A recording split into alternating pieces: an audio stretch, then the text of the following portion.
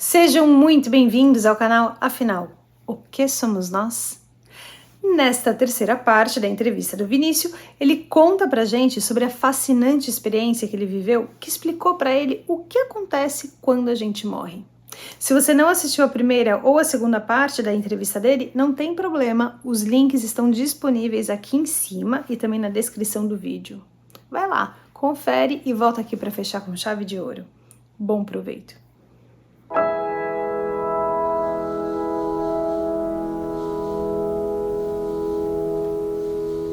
E aí, o Carlos, ela me levou para um teatro.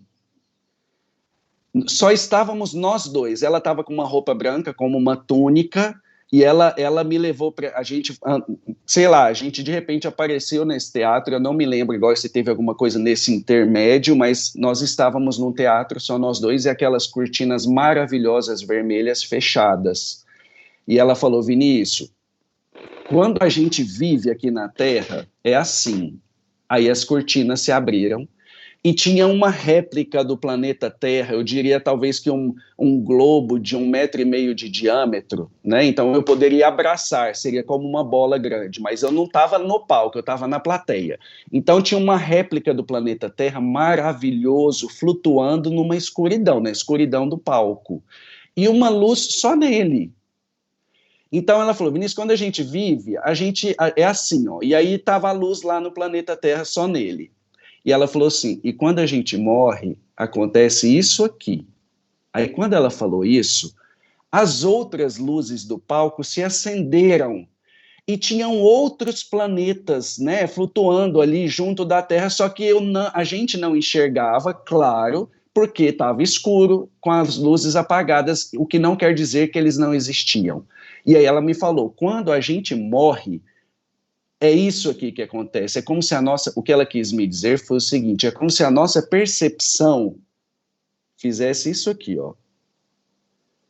Ela usou um exemplo, uma analogia comigo, e que tinha tudo a ver por conta do meu raciocínio lógico, né? Ela me conhecia profundamente, então ela usou uma analogia para me mostrar que tem muito mais coisa além disso que a gente vive aqui. Eu lembro que eu até te falei no e-mail, na ligação, eu chamei de vida medíocre, né? Essa vidinha medíocre que a gente tem e que não sei nem se existe essa palavra, eu mediocrizei a minha vida, ou seja, eu planejei uma vida onde eu cheguei onde eu queria e achava que ia seguir nessa estradinha retilínea até morrer, de uma forma muito racional. E por que eu olho tanto o céu, Carlos? Porque esse exercício me faz lembrar que a gente está imerso numa imensidão inexplicável ou cheia de mistérios, o universo, essa coisa muito maior do que a gente imagina. Então, hoje, olhando essa experiência, quando eu vejo que eu estou muito aqui no terra a terra, assim, correndo, fazendo minhas coisas e tal, aí à noite eu olho para o céu para lembrar que isso tudo aqui é um teatro. Essa é a sensação que eu tenho.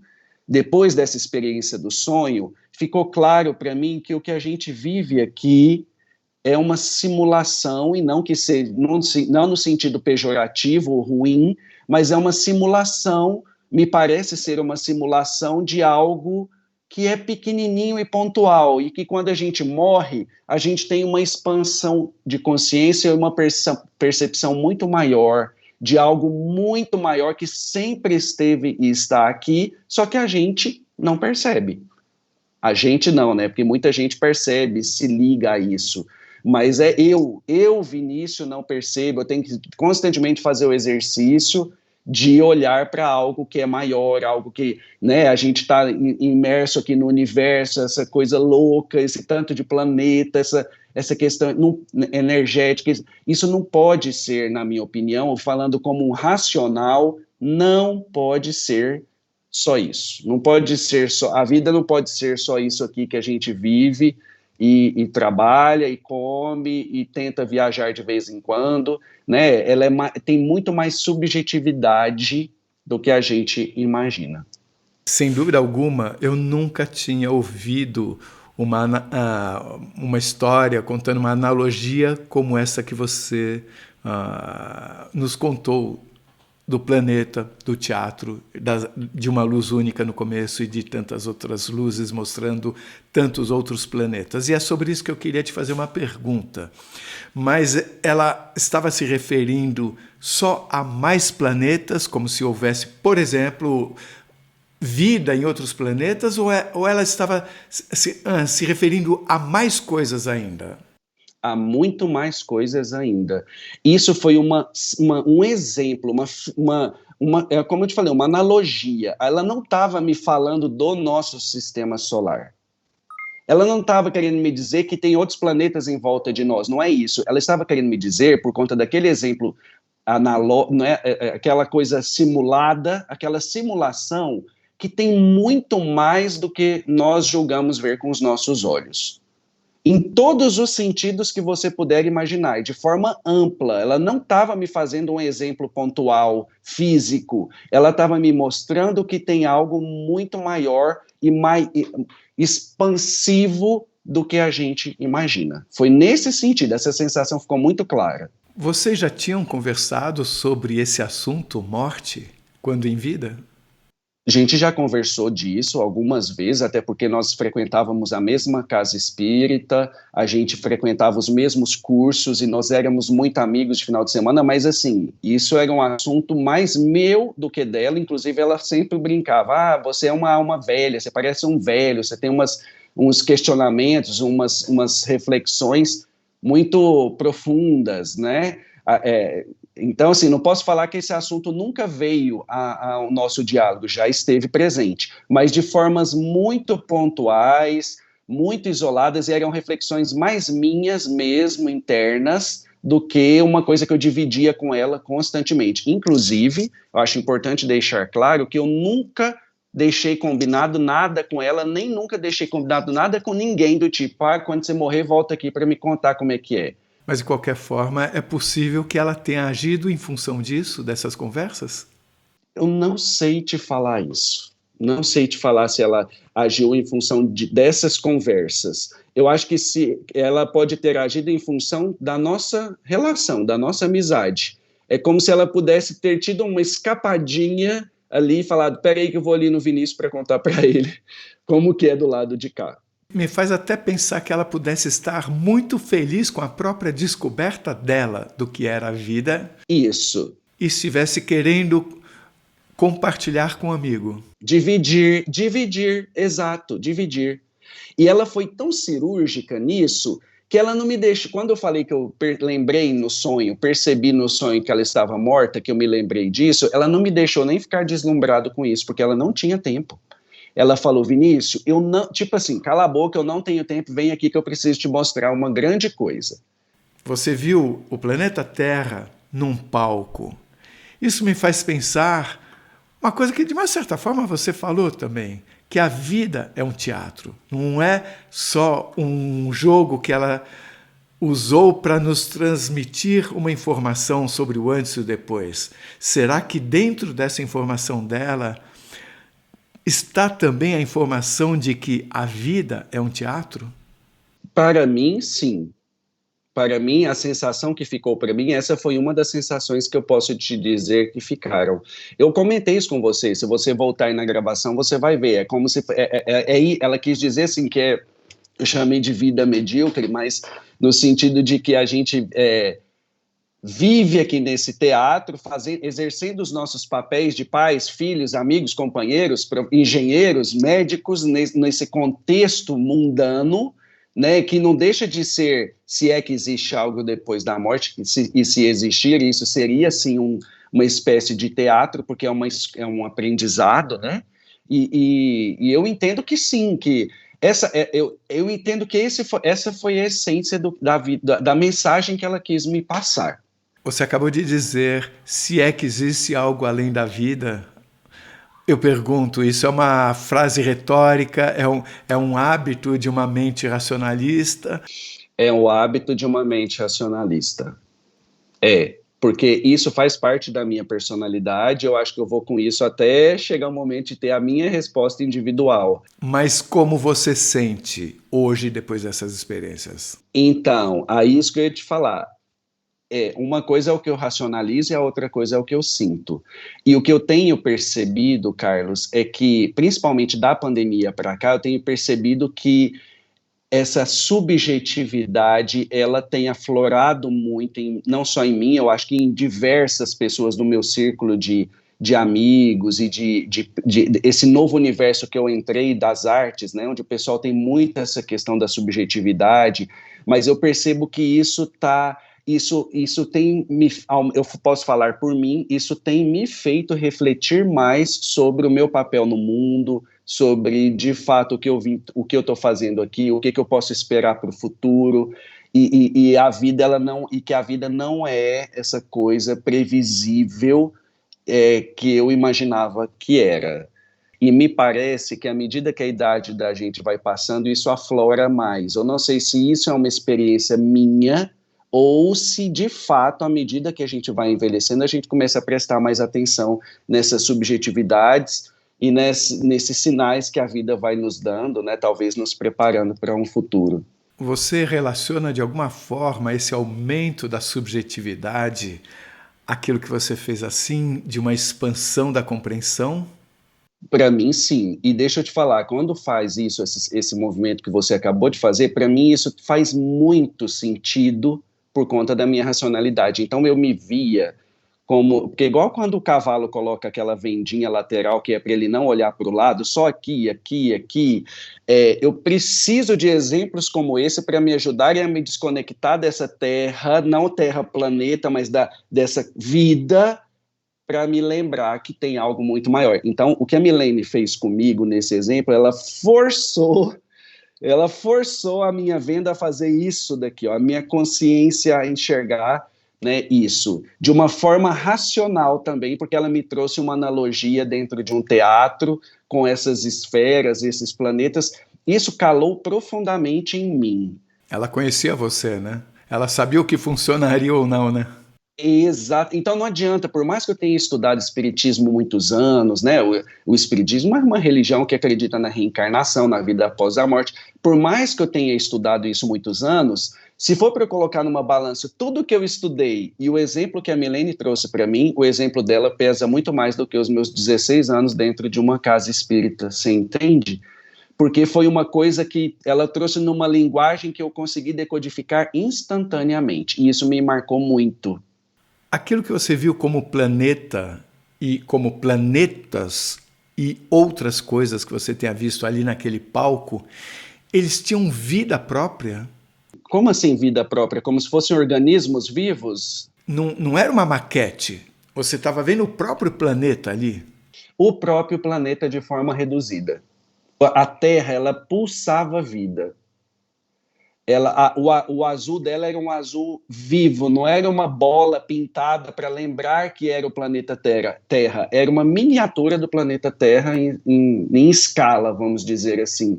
Mas eu nunca estive fora do planeta, mas eu imagino que ao olhar para a Terra seja exatamente aquela imagem que eu vi ali. Então não era algo simulado, feito, sei lá, né, de isopor ou uma coisa que lembrasse a Terra. Não, era a própria Terra. Você comentou numa conversa anterior que nós tivemos alguma coisa sobre uma confirmação quando você entendeu que você tinha feito bem em nos procurar. Você poderia compartilhar com todos nós essa história? Eu vou compartilhar, mas eu te confesso que eu fico envergonhado de compartilhar. Olha o meu racional de novo tentando me boicotar. Porque parece uma coisa... Muita gente vai achar isso que eu vou falar uma bobeira, mas para mim fez total sentido. Como eu estou ensaiando de te mandar esse e-mail há muito tempo, eu tinha insegurança porque eu achava que era muito pouco para o canal. Então é como se eu fosse... Vinícius, o que você tem para colocar na mesa enquanto ser humano para contribuir para essa discussão de EQM? E a minha contribuição seriam 2 pãezinhos bem murchinhos na minha visão, né? A EQM parcial e o caso da Milene. Bom, enfim, mas eu decidi de um instante para o outro te mandar o e-mail e mandei, mas eu fiquei muito temeroso porque eu pensei, o que as pessoas vão pensar desse vídeo, se ele quiser gravar, enfim. Mas, aí nesse dia que eu te mandei o e-mail, eu vou à academia dia sim, dia não, e nesse dia tinha academia, então eu saí do trabalho e fui para lá. E enquanto eu estava fazendo os exercícios, estava pensando, né, Vinícius, será que você fez certo de mandar esse e-mail para o Carlos? E eu estava num exercício que é de bíceps, daquele que a gente pega a barra, você escolhe o peso que você quer lá no equipamento, pega a barra e puxa. Então tem um fio que fica na minha frente, ligado aos pesos. E eu estava olhando a academia, pensando nisso, e quando eu voltei o meu olhar para o fio, tinha uma libélula, isso era à noite, umas 7:30 da noite, não é comum as libélulas voarem à noite, até onde eu saiba, e numa academia com música, né, com outras pessoas, um ambiente estressante para uma libélula, eu acredito, mas ela estava pousada no fio, aqui é uma tesoura, então ela estava pousada no fio, bem na altura dos meus olhos. Carlos, na hora que eu olhei essa libélula, me veio instantaneamente a confirmação, fica tranquilo que você fez certo. Foi essa mensagem que ela me trouxe, eu não sei te explicar porquê, e olha aqui meu racional tentando falar novamente, talvez tenha coisas que não tenham que ser explicadas, mas instantaneamente me veio a confirmação. E eu fiquei olhando essa libélula há algum tempo, depois eu desviei o olhar de novo, e quando eu voltei a olhar para lá, ela não estava, ou seja, ela voou, eu não a vi voar, mas ela apareceu como uma cerejinha do bolo nesse processo de ter coragem para te mandar a mensagem, o e-mail e a gente gravar esse vídeo. Porque, Carlos, elas são poucas para os outros, talvez, mas para mim elas foram tão profundas, entende? Para mim essas duas experiências, pouquinhas aos olhos dos outros, foram muito para mim. Então é por isso que eu fiquei inseguro de te mandar o e-mail. Eu não acho que elas sejam pequenas. Eu acho que elas trazem informações muito valiosas e nós agradecemos muito a sua iniciativa, o seu compartilhamento, que vai ajudar muita gente. Eu só ia te falar que uma complementação, quando eu falo dessa parte artística dos trabalhos, uma coisa que me fez partir para esse lado também é porque esses trabalhos que eu desenvolvo, Carlos, me ligam com a natureza, com o que é real, palpável, ancestral, e me ajudaram, na época, a sair um pouco dessa questão de tela, de redes sociais, desse mundo volátil que a gente está mergulhando cada vez mais. Eu acho importante, não sei se isso cabe no vídeo, mas deixar isso registrado, porque eu acho que nós, enquanto sociedade, e isso vem ao encontro do que a Milene também tentou me mostrar, a gente precisa também nos reconectar com aquilo que é real, com a nossa essência, com o que nos cerca, com o que nos rodeia, sabe? Com aquilo que é palpável, com aquilo que faz sentido, porque não tem como a gente viver, e aqui eu estou te falando como engenheiro ambiental mesmo, não faz sentido a gente viver de uma forma digital, detonando e estragando tudo que está de belo aqui ao nosso redor e que existe para proporcionar de alguma forma a nossa vida e para contribuir para a nossa evolução enquanto seres humanos. Entende? Então, o meu trabalho vai também muito a esse encontro de reconhecimento e de pertencimento, da consciência de pertencimento do ser humano em relação ao meio que o cerca. Você é engenheiro, eu sou físico, e nós conhecemos bastante o que é uma investigação científica, os protocolos e tudo mais. Eu pergunto a você, de que forma você acha que a ciência, levando em conta a sua experiência, pode começar a perceber o tanto de verdade que existe nessas experiências vividas por você e por tantas outras pessoas? Eu acho que a primeira coisa é fazer isso que, por exemplo, você faz nesse canal, é dar espaço de voz, de fala para pessoas que têm experiências subjetivas falarem. Eu acho que passa por aí. Primeiro, por uma escuta. Eu acho que a gente não tem que ficar procurando grandes descobertas que vão mudar o mundo. Eu acho que as descobertas da vida, essas descobertas mais subjetivas, do outro lado, são muito mais simples de investigar do que a gente imagina, só que a gente não se predispõe enquanto comunidade científica, até onde eu sei, porque minha área não é essa, é engenharia do meio ambiente, mas até onde eu já vi, as pesquisas voltadas para isso ainda são muito tímidas, muito pontuais, muito isoladas. Eu acho que a gente não precisa pensar de uma forma muito avassaladora ou profunda enquanto comunidade científica. Eu acho que os pesquisadores têm que simplesmente se permitir escutar as vozes das pessoas, as histórias das pessoas, as experiências das pessoas, como você vem fazendo. No seu canal, eu já observei, você entrevista dona de casa, professor universitário, né, esportista, gente de todas, nesse teatro da vida, você entrevista diferentes personagens que trazem uma narrativa que tem muitas semelhanças. Isso não é considerado científico? Não é possível. Porque são relatos subjetivos, alguns deles objetivos, porque eu já vi também entrevistas onde o pessoal teve provas, né, de que tal coisa estava em tal lugar, de que teve tal diálogo, né, e a pessoa, como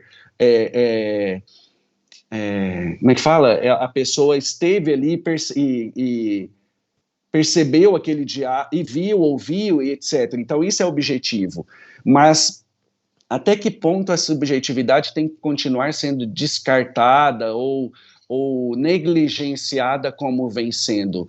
A vida, ela me parece hoje, depois dessas duas experiências, a vida tem muito mais coisas, tem coisas que a gente não pode explicar, e tudo bem.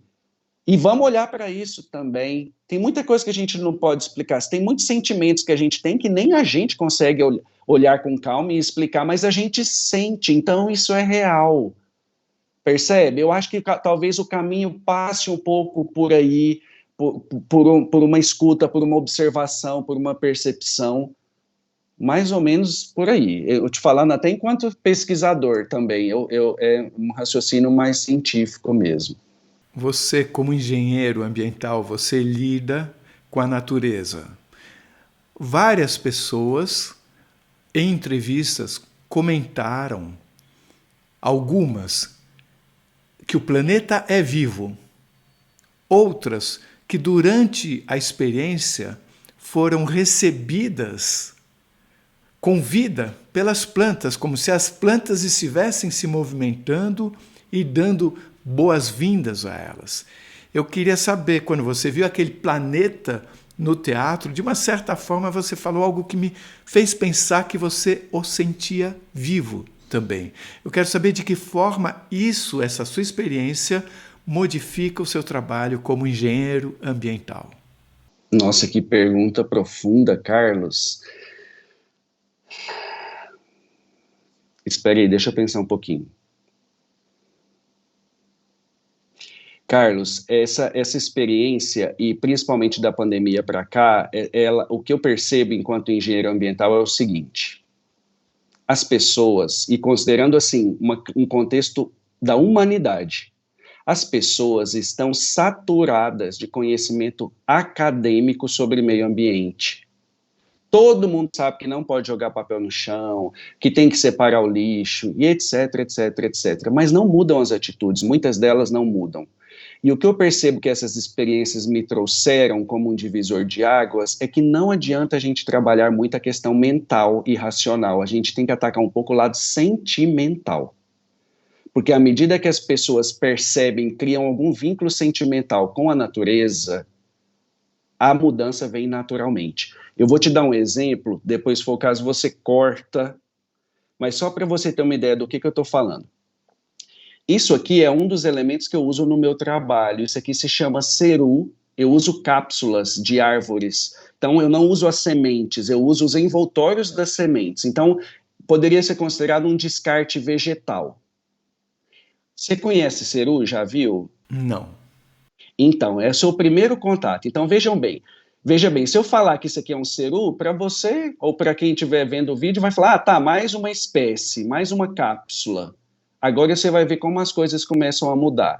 Isso aqui é fruto de uma árvore que ocorre basicamente no estado do Amazonas, uma árvore gigantesca, e os índios de algumas tribos usam isso daqui em suas genitálias quando eles vão caçar para se proteger, porque eles correm pela floresta, né, tem que correr atrás de animal, eles usam isso daqui como um protetor da sua genitália enquanto eles estão na atividade de caça.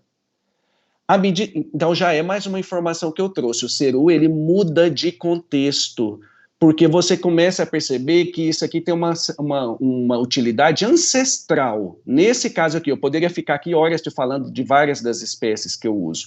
E à medida que eu vou acrescentando mais informações da importância e da relevância ambiental de uma espécie como essa daqui, não tem como você saber que o cereus existe, que ele está sendo derrubado, queimado, que a área está sendo desmatada e você não fazer nada. Você percebe? Eu vou te dar um outro exemplo, talvez. Olha isso daqui, isso aqui é uma sapucaia, é uma árvore também que dá esse fruto gigantesco, que ele é super pesado, e aqui dão umas castanhas comestíveis, isso é da Amazônia também, então a árvore dá esse fruto e dá uma tampa que se solta, quando a planta o fruto está maduro, e essas castanhas caem no chão da floresta. Além do aspecto estético disso daqui, essa cápsula, os índios usam para colocar água de um dia para o outro, essa água fica aqui dentro, e depois de 24 horas aproximadamente, eles podem tomar, porque ela produz uma substância que é boa para ajudar no processo digestivo, para quem estiver passando mal do estômago.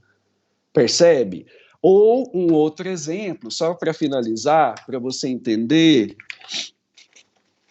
isso aqui é um jequitibá, é o fruto da maior espécie de árvore do Brasil. O jequitibá, né, é uma espécie majestosa na floresta, gigantesca, centenária, e ela é, por exemplo, era utilizada pelas pessoas de antigamente como um cachimbo rudimentar. O pessoal chama isso aqui de bingo, de bingueiro. O próprio cachimbo do Saci-Pererê é um fruto de jequitibá. E olha que interessante, essa é a tampa dele, é um prego, literalmente, olha isso daqui. É um prego maravilhoso que se solta, fica lá essa cápsula na árvore, à medida que a umidade vai diminuindo, as sementes se soltam, as sementes são aladas e saem voando e fica esse fruto aqui. Então, onde eu estou querendo chegar? À medida que eu apresento para as pessoas esses elementos, essas belezas e a relevância ambiental de cada uma dessas espécies, não tem como a pessoa não mudar a consciência. E nós, enquanto sociedade, enquanto humanidade, precisamos mudar a nossa consciência para anteontem, não é para ontem. O nosso sistema, ele está entrando em colapso. Eu te falo isso em função dos meus quase 20 anos de atuação na área ambiental. Então, enquanto a gente mercantilizar a natureza e achar que tudo é lucro e a gente não precisa dessas espécies, a não ser para usá-las para encher nossos bolsos de dinheiro, a gente vai ter problemas sérios. Então, o meu trabalho também, eu não vivo dessa arte, eu já te falei isso, o meu primeiro objetivo, até enquanto professor, é sensibilizar as pessoas para primeiro apresentar o que a gente tem, que a maioria não conhece. Muitas pessoas sabem o que são as espécies dos outros países, mas não conhecem um guatambu, não conhecem um jequitibá, um jatobá, um pereiro, um ipê verde. Então, o meu trabalho vai muito no sentido de sensibilização, buscando uma mudança de conduta, considerando o bem da coletividade e o nosso próprio bem, porque a gente não vive sem esses seres que compartilham a existência conosco de forma conjunta. Tudo isso vai, tá? Ah, é? Ave Maria, meu Deus. Então vamos, tá bom. Se você acha que deve ir, ok. Você chegaria a ponto de achar que a natureza tem sentimento? Você me perguntar isso é difícil, porque eu trabalho com meio ambiente, eu sou engenheiro ambiental, mas sim, a natureza tem sentimento e mais. Nós somos parte dela, embora isso pareça bem óbvio, na vida real, a gente não enxerga desse jeito. Nós nos enxergamos à parte da natureza. Só que nós nos esquecemos que estamos integrados em todo esse contexto. Nós integramos essa coletividade de seres que respiram, se reproduzem, que vivem para manter esse planeta como a gente é. Carlos, só para você ter uma ideia, a atmosfera é como é hoje em função da atividade de centenas de milhares de anos que as plantas fizeram.